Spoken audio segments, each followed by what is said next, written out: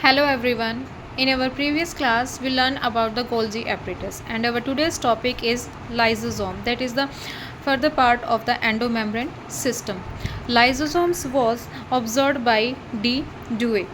These are membrane-bound vesicular structures formed by the process of packaging in the Golgi apparatus. ये spherical shape के होते हैं. कैसी shape होती है? स्फेरिकल शेप के होते हैं. And where who form the lysosomes, मतलब लाइजोसोम्स कौन से प्रोसेस से या कौन उनको बनाता है? It's answer is Golgi apparatus. Golgi apparatus की जो प्रोसेसिंग और मैच्योरिंग जो फेज़ होती है वहाँ से हमारा लाइजोसोम क्या है? अराइज होता है. The isolated lysosomal vesicles have been found to be very rich in almost all types of hydrolytic enzymes. किस में रिच होता है ये?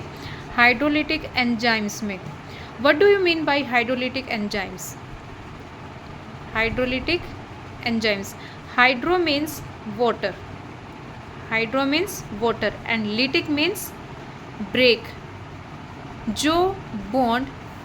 जो बॉन्ड हमारे वाटर की हेल्प से ब्रेक डाउन हो जाता है, that is known as the hydrolytic. That's why lysosomes are known as the suicidal bags, because in lysosome hydrolytic enzymes are present which are helpful in breakdown of bonds with the help of water. For example, lipases help in the breakdown of lipids, proteases help in the breakdown of proteins, and carbohydrates help in breakdown of carbohydrates. That's why it is known as the suicidal bag and the atom bomb of the cell. Optimally active at the acidic pH. Further main point कि lysosome active कब होता है? ये कभी भी basic condition में workout नहीं करता है. It is only work at the acidic pH. जब आपका पीएच 4, 5 या 5.5 तक होता है, वो एक एसिडिक पीएच होता है, तब आपका लाइजोसोम क्या है? वर्क करता है. These enzymes are capable of digesting carbohydrates, proteins, lipids and nucleic acids. That's why this is known as the disposal system of the cell. So this is all about the lysosomes. One or more points are added in this. One is heterophagy. Lysosome जो है वो heterophagy show करता है. What do you mean by heterophagy? Digestion of food from outside. जब food digest होता है, digestion of food from outside means outside, cell के बाहर से फूड को डाइजेस्ट करना is known as the heterophagy. Lysosome also show the heterophagy. Second, autophagy. What do you mean by auto?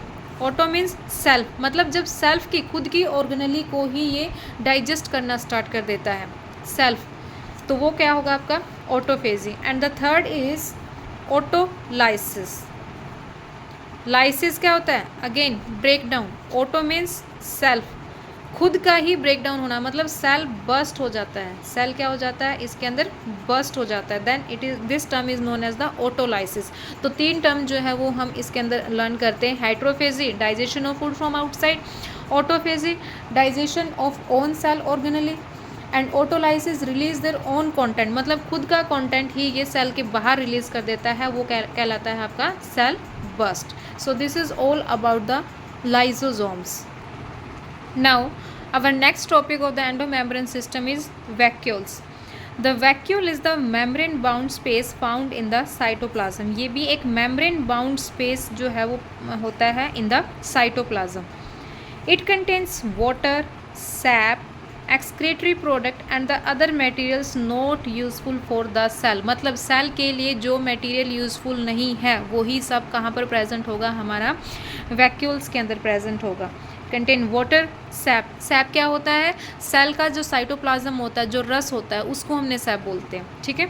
और जो एक्सक्रीटरी प्रोडक्ट है, मतलब जिस चीज़ को सेल यूज़ नहीं करता है, वो प्रोडक्ट सब किसके अंदर प्रेजेंट होता है? वैक्यूल्स के अंदर.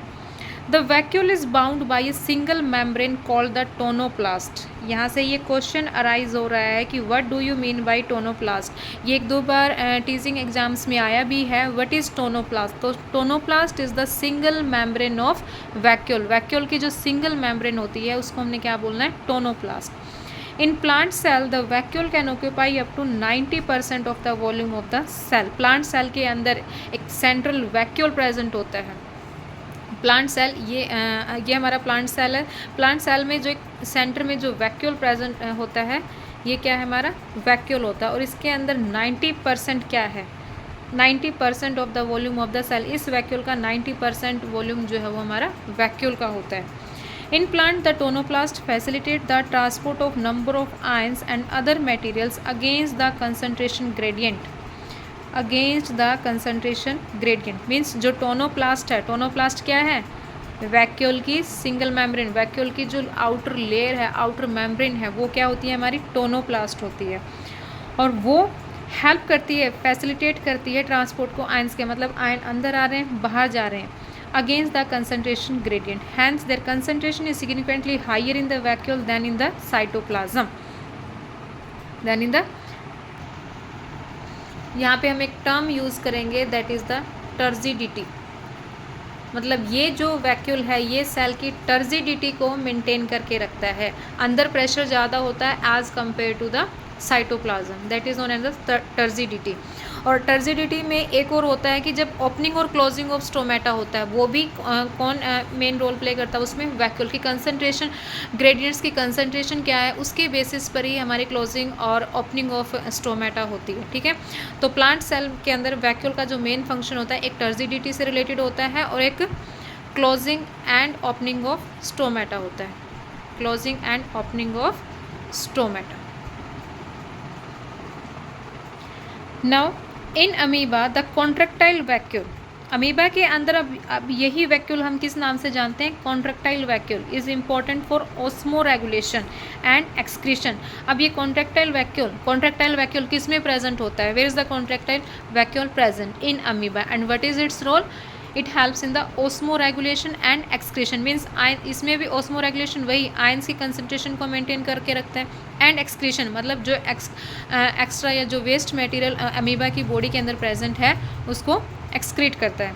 इन many cells as in protist food vacuole, okay, amoeba के अंदर ये कॉन्ट्रैक्टाइल वैक्यूल होता है, वहीं पे प्रोटिस्ट एक सेल है उसके अंदर ये क्या होता है, फूड वैक्यूल होता है, are formed by the engulfing the food particles.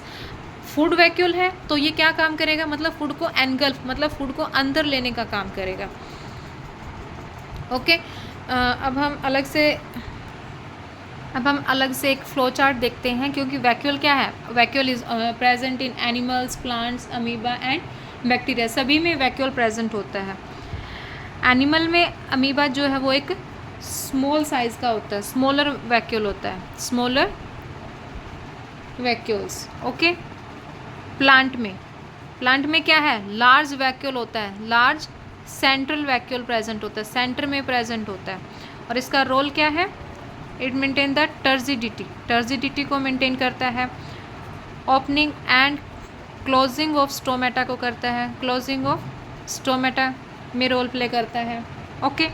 Next हमारा है अमीबा। अमीबा में क्या है, अमीबा में हम एग्जाम्पल किसका देखते हैं, पैरामीशियम का, किसका देखते हैं हम, पैरामीशियम का। इसके अंदर कॉन्ट्रैक्टाइल वैक्यूल प्रेजेंट होता है, कॉन्ट्रैक्टाइल वैक्यूल प्रेजेंट होता है जो कि एक फूड वैक्यूल मतलब ऑस्मो रेगुलेशन में हेल्प करेगा एंड एक्सक्रीशन में हेल्प करेगा, ठीक है। ऑस्मो रेगुलेशन आयंस के कंसंट्रेशन को, एंड एक्सक्रीशन जो भी वेस्ट प्रेजेंट है उसको बाहर करना। देन बैक्टीरिया में क्या है, गैस वैक्यूल प्रेजेंट होता है, क्या होता है, गैस वैक्यूल मेनली किस में काम करता है अब आपका, help in buoyancy, so vacuole जो है वो सब में प्रेजेंट होता है, बट इसका जो फंक्शन है, जो रोल है, वो हर एक एनिमल में उसकी कंडीशन या उसकी अवेलेबिलिटी के अकॉर्डिंग होता है। सो यहाँ पे अब हमारा एंडोमेम्ब्रेन सिस्टम जो है वो कंप्लीट होता है। इसके अंदर कौन कौन सी ऑर्गेनेल्स प्रेजेंट होती है, इसको हम एक नेम से जानते हैं, वो गर्ल, वो क्या हो गया आपका, vacuole. G4 Golgi bodies, ER endoplasmic reticulum, ER क्या होगा आपका, endoplasmic reticulum, and L4 lysosomes. This is known as the endomembrane system, endomembrane system. So today we complete our endomembrane system, vacuole, Golgi apparatus, endoplasmic reticulum and the lysosomes. Okay, thank you.